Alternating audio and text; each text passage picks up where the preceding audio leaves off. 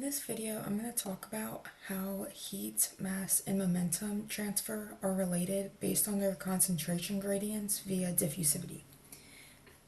And diffusivity is going to be in meters squared per second. So first, if we look at the different flux equations, we have the heat flux equation, which is Fourier's law. The momentum,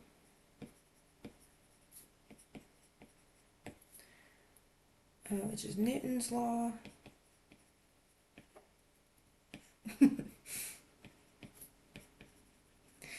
And mass, which is Fick's law.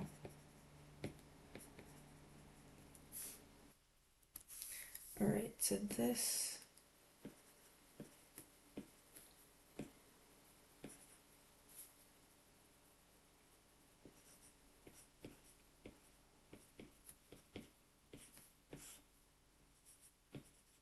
okay, so that's the heat flux equation. And then momentum equation.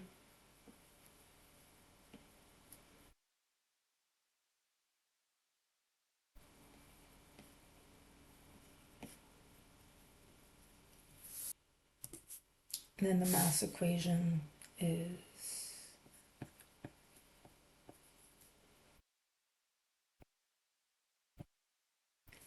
there.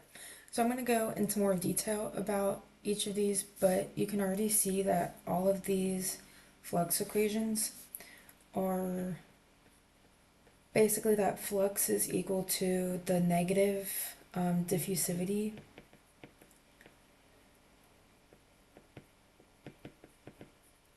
and it's going to be times some type of constant or some type of gradient.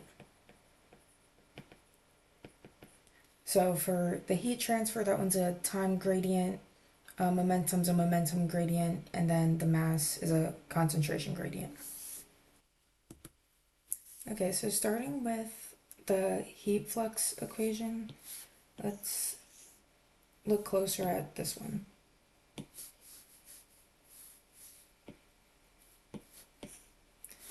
Okay, so this is saying that heat flux is equal to negative thermal diffusivity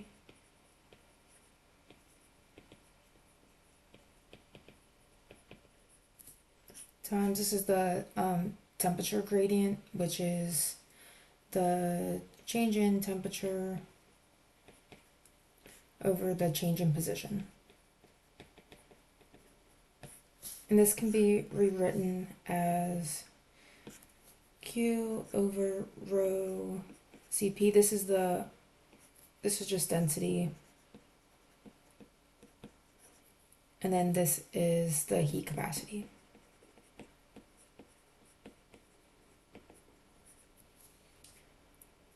We can set that equal to the thermal diffusivity and then dt over dx. And this negative sign is here because heat transfers from high temperature to low temperature. And that's going to be a constant theme with the other equations as well. If we look back at, what they look like, they all have the negative sign there as well. Okay. So we can look at the units here to be able to compare it to be able to compare each of the diffusivities, which we know should be in meters squared per second, but let's break it down so we can actually see how we. Okay, so for the units, we have Q is joules per meter squared times seconds. And that's over density, which is kilogram per meters cubed. And then times the heat capacity, which is in joules per kilogram Kelvin.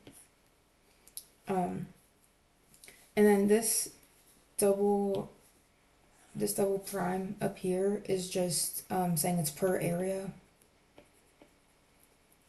So this is how we get this meter squared down here. It's how energy is transferred per area per time.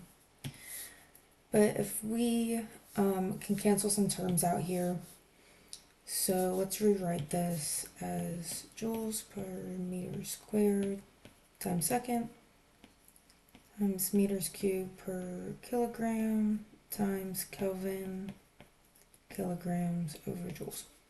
So now cancel the joules, cancel the kilograms, and this gets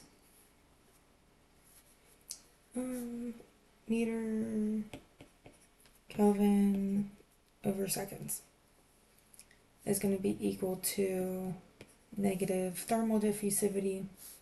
And then up here, the change in time, or change in temperature, sorry, is in Kelvin, and then change in position is in meters.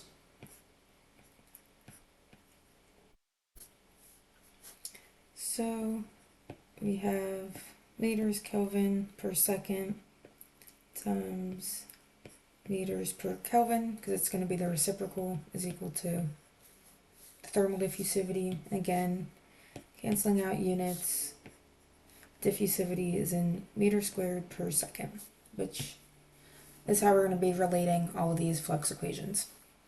So now if we look at the momentum flux equation, let's copy this down.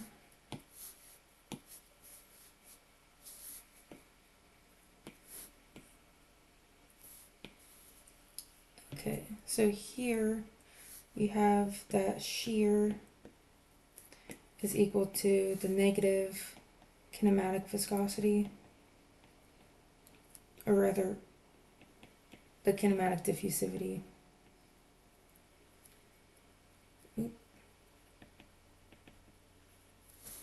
Times density, I'll do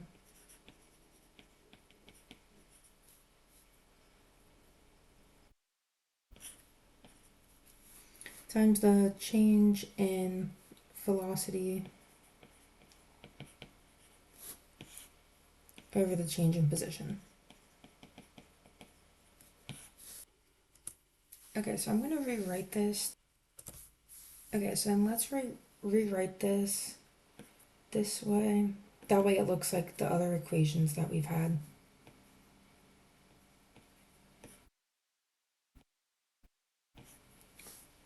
Where it's still the negative diffusivity times some type of gradient. And again, this is negative here because it's the momentum transferring from high to low, just like the last equation. So if we look at the units for this one, like we did the other one, again, we're looking to have the kinematic viscosity be in meters squared per second, but we're going to break this down once again. Okay, so we have that shear we know is force over area, which is newtons per meter squared. Newtons is kilogram times meters over second squared, and then the area is still in the denominator. So we can simplify this. Kilograms times meters times second squared, and then times a meter squared. So this cancels, and it's left that shear is kilograms per second squared times meters. And this is going to be over density,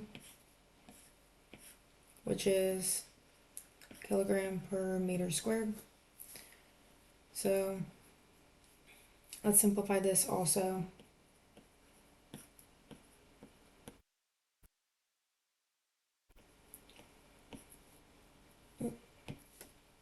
I lied, density is kilograms per meters cubed. So now we can simplify. Kilograms canceled. Now this will be squared. So that leaves us with meter squared per second squared is equal to the negative kinematic viscosity times the change in velocity, which is meters per second, over the change in position, which is in meters. So this is meters per second times 1 over meters. That cancels. It's going to be 1 over seconds, or either way you want to write it. So the only way to get from 1 over seconds to meters squared per second squared is to multiply by meters squared per second, which is the units for the kinematic viscosity, which is just like what we saw before in the heat flux equation for the thermal diffusivity. Okay, so now we can do the mass flux equation, which is Fick's law. And we said that was J is equal to negative D dc over dy. And again, the negative sign is just showing that mass is flowing from high to low concentration. Okay, so this is saying that mass flux is equal to negative molecular diffusivity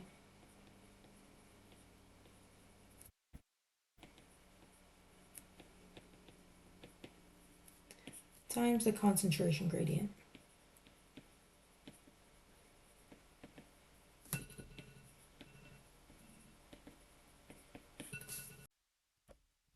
Okay, and then we said that the concentration gradient is just the change in concentration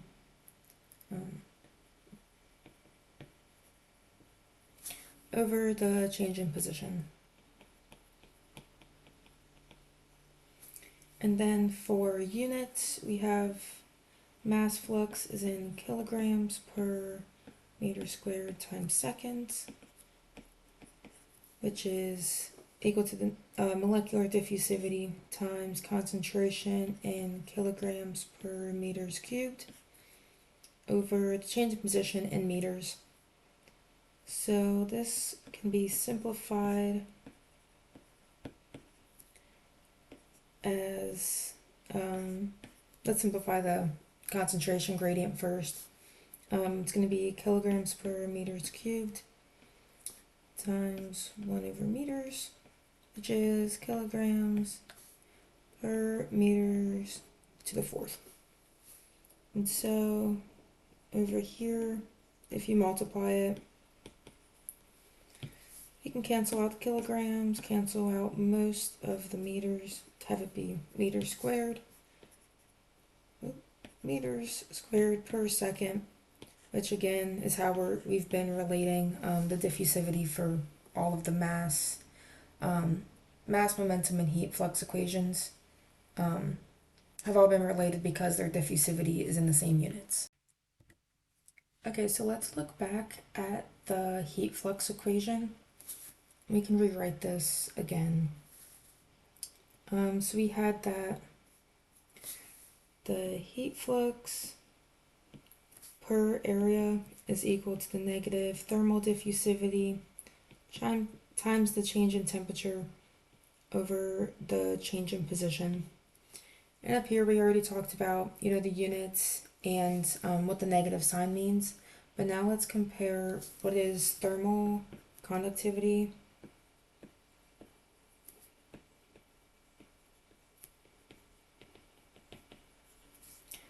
compared to diffusivity.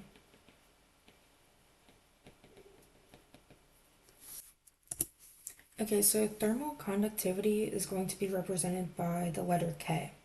So thermal conductivity is basically how well a surface can transfer energy or transfer that heat, which is represented in the transfer of energy. So if there's a high K value, that means it's going to be very easy to transfer heat, and it'll be done very quickly also.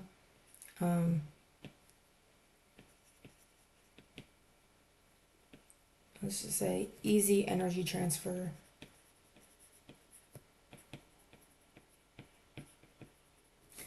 And then if the thermal conductivity is low, it will be harder to transfer energy.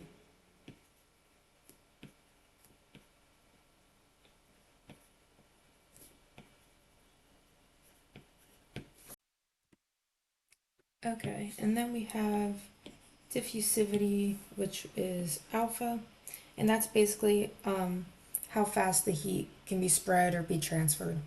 And so these terms are very similar and they can be related to each other by saying that the thermal diffusivity is equal to thermal conductivity, which is K, over rho, which is density, times the heat capacity.